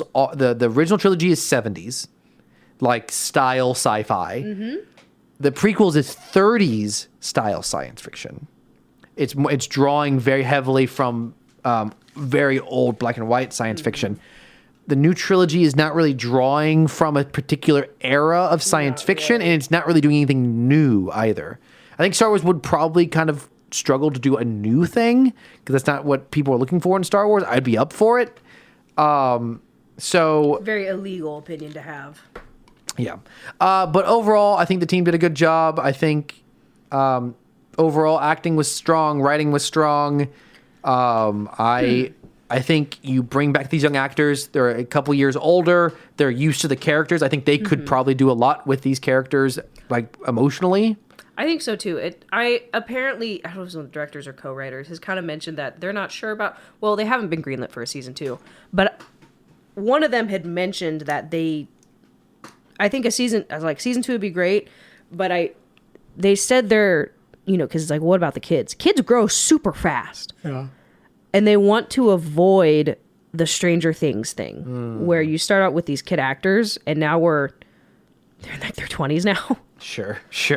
I think these characters could more easily grow than like a Stranger Things, where like the appeals that they're teenagers. You could jump a couple years, post Atten, post Barrier. Jod's doing community service. He's like on year 5. Yeah. You can also jump. Well, you can't jump too far because then you get into sequel era. But you could jump like 10 years down the road, recast the kids, make them older. Jod escaped or something. But also, I'd be fine with just Jod. Jod, really? He gets released on good behavior. And probably my most ideal scenario is Jod and SM-33 on an adventure together. That would be my ideal situation. It'd be also very 80s. There's a lot of like 80s sequels that got rid of the main characters and just brought in the lovable side characters. So I'd be down for that. Yeah. So on to Meme Minute, but it's longer than a minute. What do you have, Rachel? I have a couple of things that are kind of memes. I have three videos, and show me a video. So this is not a meme. It's just. I was gonna say it's just funny, but I show a lot of things that I think are funny, and the collective audience thinks are funny, but Cameron does not. Woos and booze. Woos and booze. BOOZE. This is just a recording outtake from the original 1984 Transformers G1 show. And I would just like for you to hear it. It's just Peter Cullen. Oh, yes. Okay. If this is AI, I'm going to be pissed. Since when have you decided to make yourself a target without fighting back, Megatron? Way the hell up there, Ensign. 3. Since when have you decided to make yourself a target without fighting back, Did I send you someone animated this? They took this audio and animated it. Did. I'm sorry. So I've had funny. this video It's fine. saved It's for fine. like I 4 I weeks. feel like I wanted to make sure you saw because it's so funny when think he you says did. oh he's like stepped on a human. You did send me that. It's so much better that it's not AI, that it's actual Peter Cullen. Real life Peter It's Cullen. so funny. Also, Athena, write down to censor those. Athena, censor that. Just making given she's had. I was just thinking a second ago. It's been a really easy edit for her so long, and now she's got a bunch of work to do. Oh, look at the way she's laying. Look at her like she doesn't contribute to this household. So this is not really a meme, but it's popped up multiple times for me.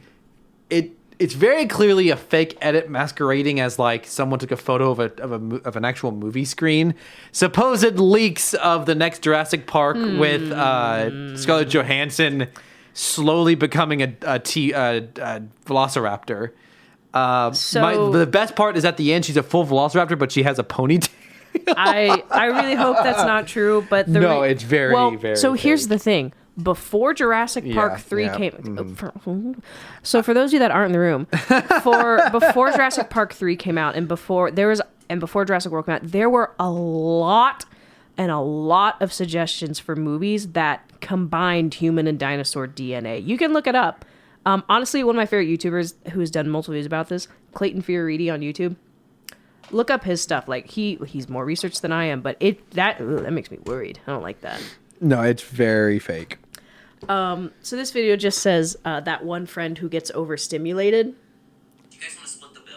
Also, we're kind of running late to the movie, so we do need to like check out. Are we gonna carpool? Oh, I don't care. What do you think? No, baby, it's okay. It's It's a JPEG of Godzilla. JPEG of Godzilla. That's something. So, Rachel's already seen this, but I thought it'd be funny to share the story on the podcast. I was visiting my hometown of deleted name here, and I passed by this really interesting looking shop, so I looked it up online to see what it was, and it was a custom gun shop. So I start scrolling through the images on Google Maps that are related to this location, to all these different guns, and there's a Sith like AR-15. It's a black rifle with the Sith logo on it, and the magazine has the whole Sith Creed on it, which I did not realize until I looked at it again later. Now that's some home defense. This is some nerdy stuff going on here. This is crazy nerdy. That feels like it'd kind of be owned by the people who are like, the Empire did nothing wrong. Yeah. It's so cool though. I did respond back with Yeah. a need. It's just a crazy thing to find on accident in our relatively rural state, to find that nerdy of someone to have the We're the only money. two nerds in the state. Yeah. What do you got next? I don't remember what this is, but it's a TikTok. Okay, go for it. So, Godzilla sings "We Wish You a Merry Christmas." I almost sent this to you. What's great about that is it has the text, like it acts like it's about to have the lyrics, and it's just a bunch of A's. So good. Not a meme, obligatory, not a meme. But I was when we were visiting name of town deleted. We were at Allison's sister's apartment, and I looked down, and she has this Lego set. That's so fun. It's a Jurassic Park Lego set. But it's a weirdly specific scene. It's the scene where Nedry gets. Do you know? You're nerdy enough. The Do you know Dilophosaurus. the Dilophosaurus sprays him with the tar, and it even has the sign that he ran into and like mixed up the arrow. So it's a Jeep. It's that one dinosaur you just said, the Dilophosaurus. It says on here now. It's the sign. And it's Nedry looking very concerned. Valid. Oh, and he also has the aerosol can. has the aerosol can. That's Barbasol.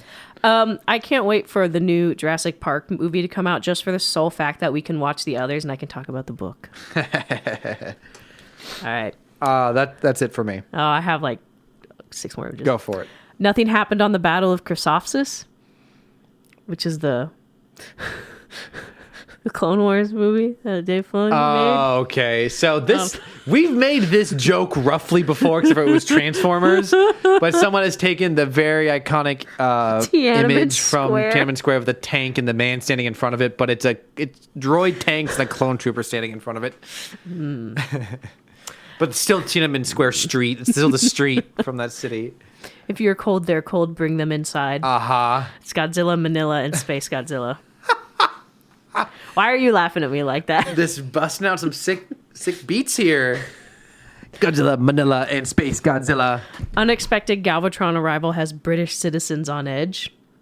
It's a newspaper clipping. London, UK. City officials report, quote, quiet concern with his history of disrupting coronations. End quote. Oh, so this is old news. old. Back when, is it Prince Charles? No, Prince... Cameron, the Queen's brother? Cameron, this is a reference to the movie, the Transformers But movie. it's England. Yeah. So there was a coronation last year. Yeah. A new king was Yeah. So that's what it's referencing. Yeah, but it's referencing because It's two references. yes, it's two references. I'm talking about the real world reference, and I'm trying to remember who the king was that was coronated last King year. Charles? King Charles. That's what I said, right? I think so. Probably. Okay. I don't know. King Charles. Because that was like mid-year last year, wasn't it? Probably. Anyways, The reference. No, it was like 2 years ago. was it really? Yeah, My- it was wow. 2023. The Oh yeah, because he had the gold suit that looked Yes. just like what's his name? what? When Prince Charles was coronated 2 years ago. Wow, that's crazy. 2022, technically 3 years ago. He was wearing a gold suit Mm-hmm. that looked just like Kylo Ren's master, whose name I'm totally blanking. on. Snoke. Snoke. I wanted to call him Smog, right. and I couldn't get off Smog. Snoke. Snoke. The Transformers reference is that Galvatron showed up on Cybertron and murdered Starscream, who's trying to Yes. make himself king of the Decepticons. I just want you to read this.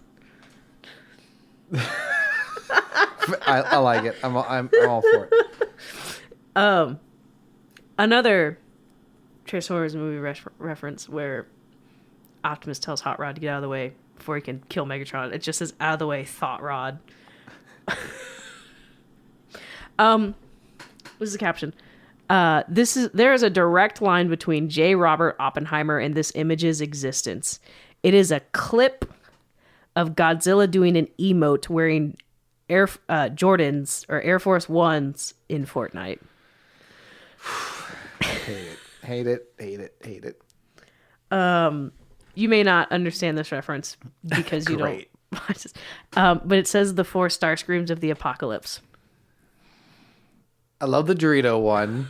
It's the Bayverse one who had a very triangular body, so they've replaced his body with a Dorito. One that's just like cardboard. It's the G1 because it's because it's very boxy. One that has sexy lady legs. That's the Transformers Prime one. Correct. And for some reason, there's the evil Crimson Chin in there from, which I It's don't. referencing the Transformers animated Starscream version. Did he have a big chin? They all did. I see. They all did. Wow, Anyways, that was some niche. deep cut. I'm big fan of it.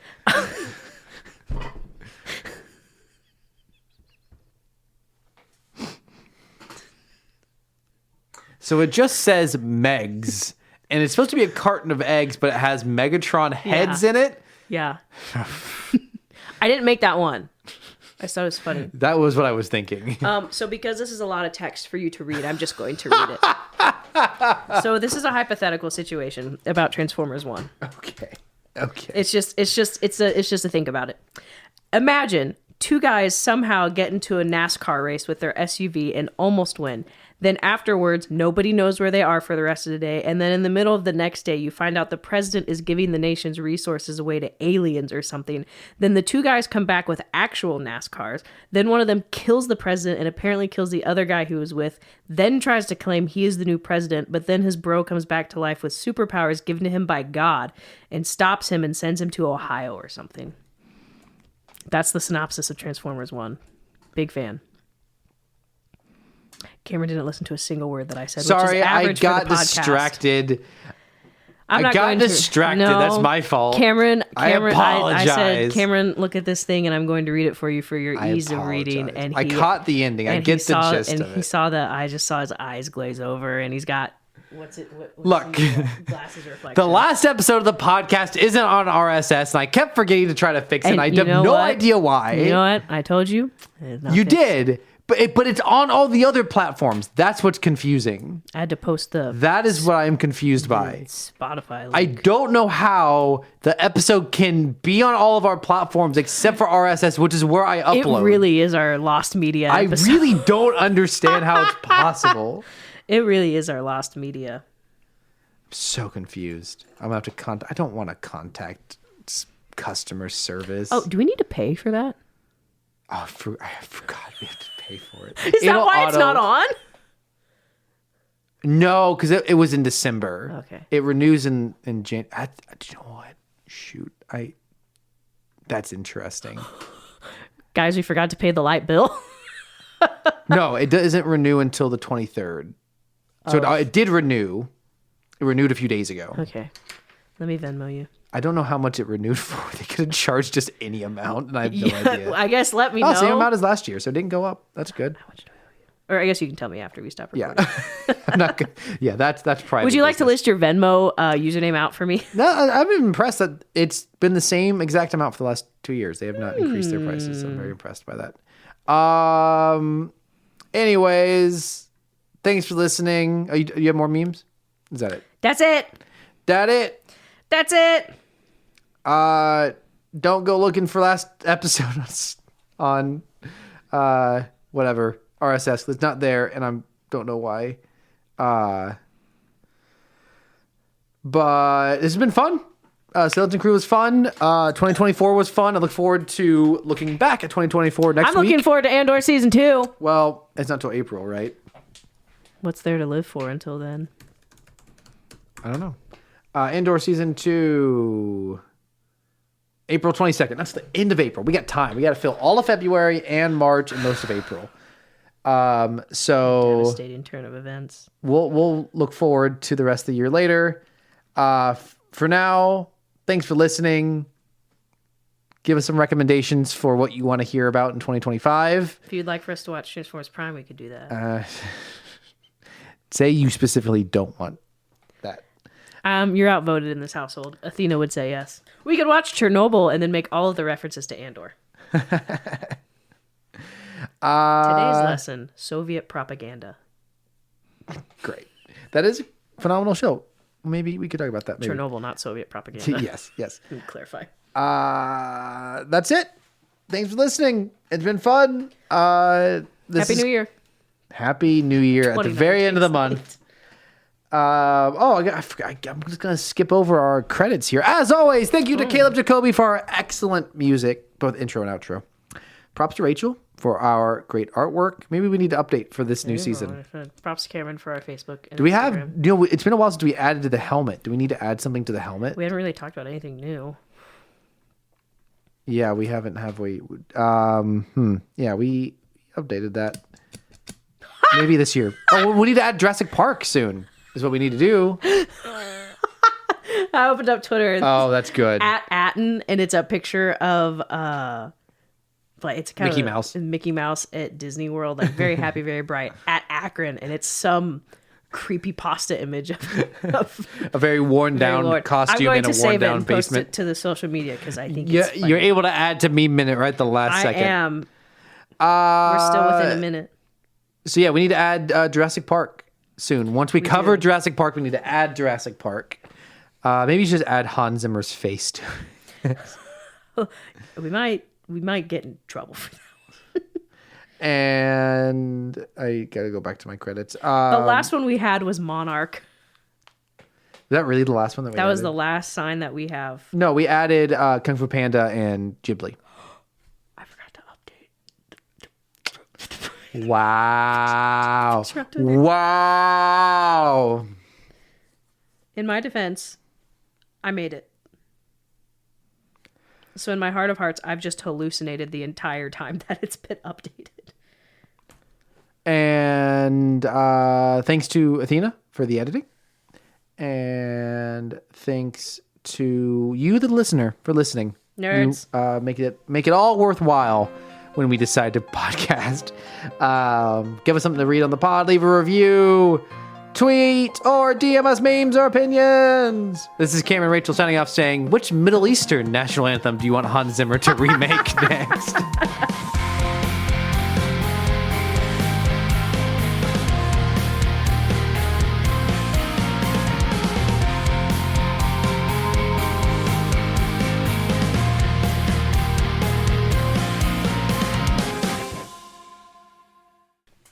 Good night, everybody.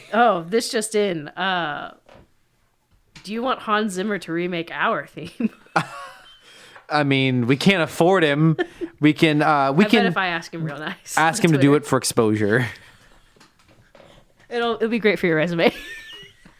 We get at least one listener a month. At what cost? The cost of ruining our friendship with Caleb Jacoby. Caleb Jacoby. Ah, jeez. Good stuff.